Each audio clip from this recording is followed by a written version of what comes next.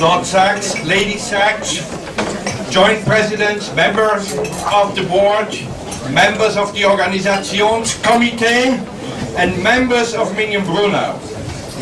It's an amazing feeling to look out and see almost every member of our Minyan being here tonight to celebrate the 30th anniversary of our Minyan. Rabbi Sacks, as an enthusiastic reader of your writings, I was absolutely looking forward to listen to you tonight in person. But I definitely never expected that you might have to listen to me before.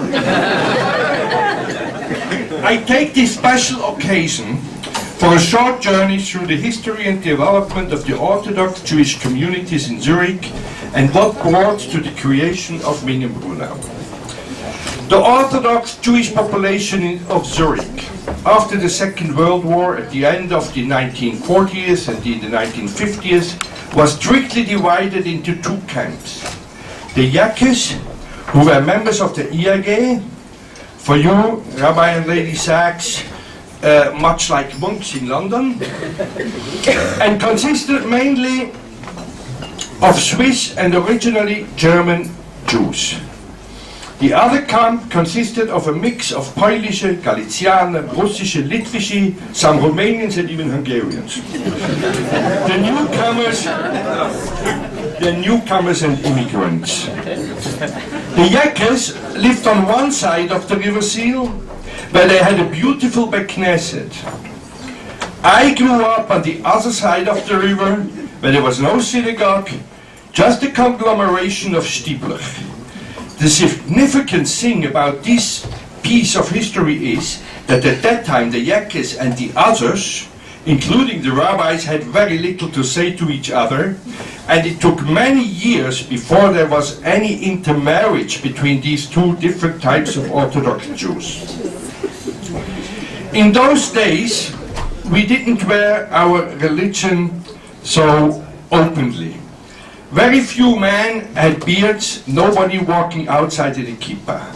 You did not see Streimler and Beckishes on the streets like today, except in the IAG, each member still had his own box in shul, where his top hat, that cylinder, he used to wear on Shabbos, was stored. There was no Jewish school in Zurich on those days, and all the Jewish children had to go to local schools on Shabbat. I well remember how we had to ask one of our classmates to carry our shul bag to shul for us on Shabbat, to school, I'm sorry.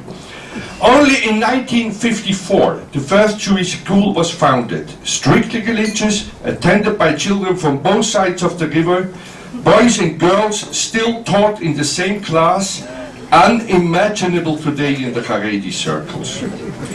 In 1960, various Eastern European Stiebler joined and built their own shul on Hasidish on the ground floor, more Mizrahi-minded on the first floor.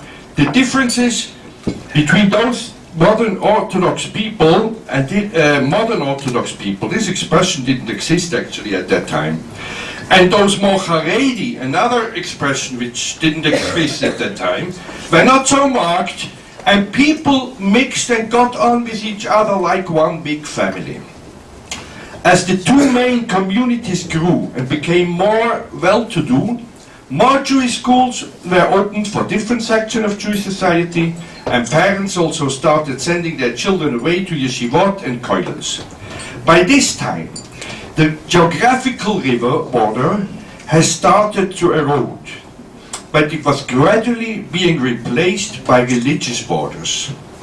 In both Orthodox Kehilot, people embraced various types of Fromkeit, became either modern Orthodox or mostly became more Orthodox or right than their parents had been. Young couples began moving out of the traditional centers along the Seal towards Zurich periphery, where the Minyan Wollishofen was established on Etzelstrasse in 1979. The Nusach was mainly based on Yakish IAG, and many of the newcomers missed the Eastern European Nusach and traditions with which they were familiar.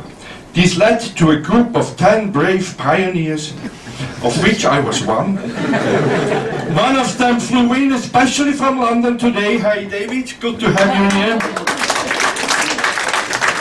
And Manny Wise, one of the founders, called and sent his special Birkas Akoyim for the Minyan. And they decided to launch a new Minyan, more tailored to what we had been used to. So on November 8th, 1985, 30 years ago, we opened what was then a real steeple. We formulated 3 basic principles to be carved in stone as follows. We will daven in Nussersfahrt. The Minyan will be based strictly on Halakha and Eastern European Jewish tradition. The Minyan gives its full support to Eretz Israel, and Tfilat HaMedina will always be said. That had become a point of contention and dissatisfaction to many at both the IAG and the Rickerstrasse. And some of us might add another important principle: there will always be a Kiddush after davening. The famous joke about the Jew stranded on a desert island who built himself 2 shuls became the talk of the town, and people were placing bets on how long we will exist. But they all lost their bets. We are still very much alive.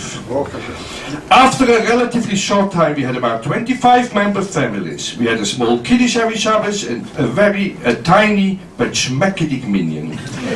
We had lots of guest mispalalim, such as some weeks the rented premises were packed to full capacity. As we progressed from tiny to small and from small to larger, we had an opportunity to acquire this building, which used to be a post office with 16 small flats on top.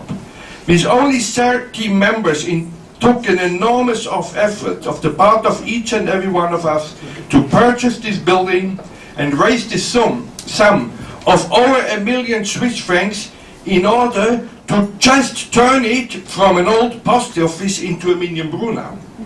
It was exactly 12 years ago, on Shabat Chanuka, when we opened our doors on the premises, jokingly calling ourselves the Minyan zur Alten Post. So after 30 years, where do we stand today? I thought you might be interested in some of the following facts and figures. We started out with 10 members and about 25 to 30 mispalalim. Today, we have over 100 member families and many more that daven here each Shabbos. We started with only Shabbos davening. Today we have Minyanim every morning, every evening, have at least 1 shiur every day, and many people use our besmedrash for daily learning. We have our popular promised Kiddush every Shabbos. We have had the zchus to host dozens of smachot on our premises, Shulam Zochas, Bris Milas, Kiddushim for baby girls, bar mitzvahs, even bas mitzvahs, aufrufs, and all kind of other celebrations. Our children and youth love coming to shul here, where they have their own aquarium. It's covered now, unfortunately. And our Minyan has a wonderful reputation which stretches far beyond the borders of Zurich. What is the secret of our success? I believe it lies in the combination of, on the one hand, our flexibility, and on the other, our adherence to all aspects of halakha and our own traditions. We welcome all Jews, wherever they come from and from whatever background they may be, as long as they respect and adhere our principles and traditions.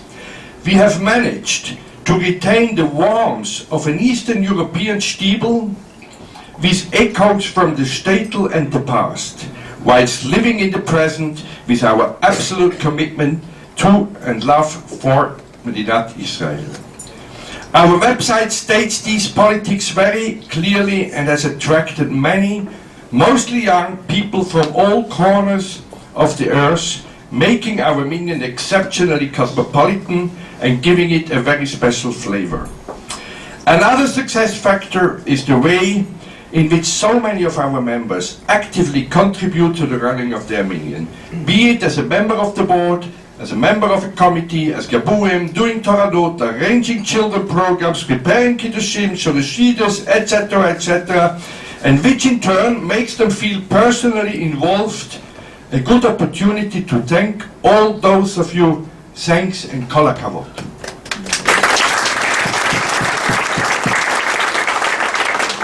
In last week's edition, Rabbi Sacks, of your Covenant and Conversation on Parshas Vayigash, entitled How to Change the World, you cite the Ramban on Hilchos Tshuva on how each of us can make a difference to the world through seemingly simple deeds. I feel that with our Bes Medrash we have made a difference in our small town of Zurich. We have created a place where a wonderful group of ever younger Balabatim feel at home, Shabbos for Shabbos, where they enjoy davening together, socializing with each other, whilst finding pleasure and joy in our great religion, our unique way of life and our history and culture. We might just be a small building block in the great scheme of things, but we have made a difference. I have mentioned the past and the present. What about the future? One of the main themes of the last Parshiot is dreams and dreamers. From Yaakov's dream with the ladder in Parshat Vayetze, the dreams of Yosef Avinu, through Pharaoh's dream, which we learned yesterday. The Zohar counts 9 dreams and points out that each of these various events took place in the month of Kislev, that what he calls Chodesh HaChalomot. 30 years ago, Shabbos Bevorchim Kislev, when we founded Minyan Brunau, we also had dreams. We dreamt and hoped that our small minyan will have a future. Nobody, even the most optimistic among us, dreamt in their wildest dreams that our minyan would ever become what it is today. Our minyan is one of the biggest in town. Our membership is young and vibrant, and Jewish Zurich would not be, it has been mentioned by our co-president before, what it is today. We kept our basic principles. Our minyan, soundly rooted in Torah, Jewish tradition, is probably the only Hasidic steeple in Europe which includes Tfilas HaMedina, Mishaberach L'Chayalei Tzala Hahal, and which celebrates Yom Ha'atzmaut and Yom Yerushalayim.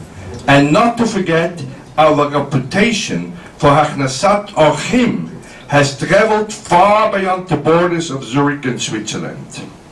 May Hashem continue to turn our dreams into reality. May He continue to bless us and our members, and may this minyan become an example to be followed by other minyanim. May this wonderful place be transported as it stands, with all the outstanding people that make up its membership, to Yerushalayim HaKodesh, when Mashiach comes b'mheira b'yameinu. Thank you. Alechtig and Chanukah l'chaim.